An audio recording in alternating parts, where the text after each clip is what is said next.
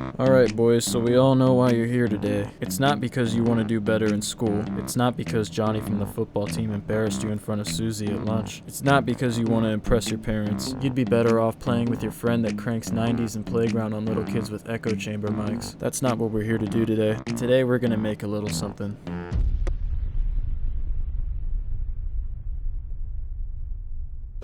Once you're at your island, you want to set up however you want your spawn location to be. Just make sure you leave a space for the 2x1 respawn trap. Once you're done with that, grab a spawn pad, a checkpoint, and 2 traps.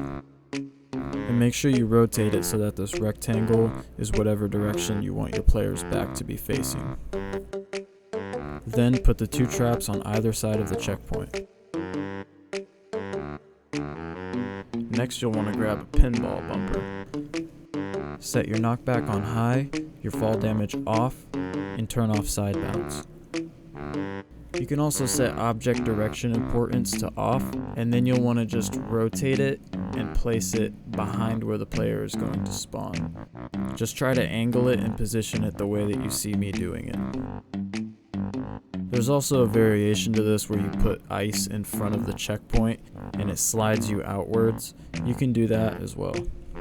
Now you want to place the stair over the checkpoint in front of the player spawn, and then we're going to set the player spawn to any team, priority primary, and then turn off the island start. And if you want the checkpoint and the spawn pad to be hidden, you can turn off this option.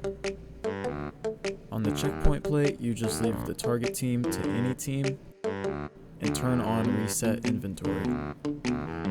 And guys, another quick note I want to add is that I have my island settings set to destroy environment. This means that any pre-built structure is destructible. The reason that I do this is because sometimes the checkpoint plate will glitch and you'll spawn behind the stairs and you'll have to walk into the trap and just sit the round out. I made the environment destructible so that you can just break through the ramp and break the traps and just walk forward. It's not necessarily the best way to deal with that bug, but it is a pretty straightforward and not overly complicated way. Until I figure something else out, it just seems to be the best thing to do for now. Now what you'll want to do is grab an item spawner, go into the settings, and turn on random spawns. Set the time before first spawn to 1 second so that it spawns at the beginning of the match, and turn off items respawn so that the items don't respawn more than once. You can also turn on run over pickup, which just means that you'll pick it up like it's a power up or something. Then you just decide whatever category you're going to have this random spawner be.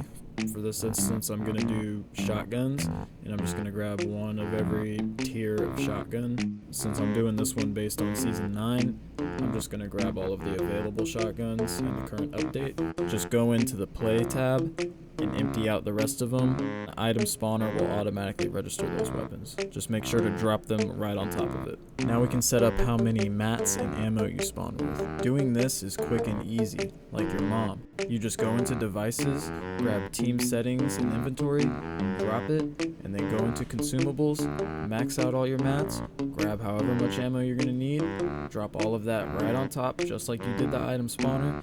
It'll register it, and then all you need to do is make sure the team is set to all, grant on respawn is set to on, and probably visible during games is set to off. You can also leave on bonus ammo for weapons, if you want. The last thing I'll show you how to do is set up the storm controller. This adds a moving storm circle, pretty much the same way as in an actual game, except you can kind of fine tune it to be however you want to be. The options are all pretty self-explanatory, and then it also shows a preview of where the edge of the storm is going to be. You can also change the setting for whether or not the storm will shrink and disappear, or just shrink to be a small circle and then sit there.